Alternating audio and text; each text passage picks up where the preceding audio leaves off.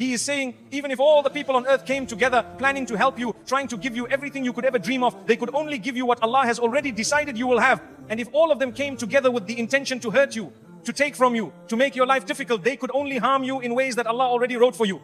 What does this mean? It means no one truly controls your destiny except Allah. Not your boss, not your family, not your enemies, not the economy, not your own plans.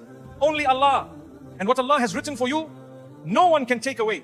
What Allah has not written for you, no one can give you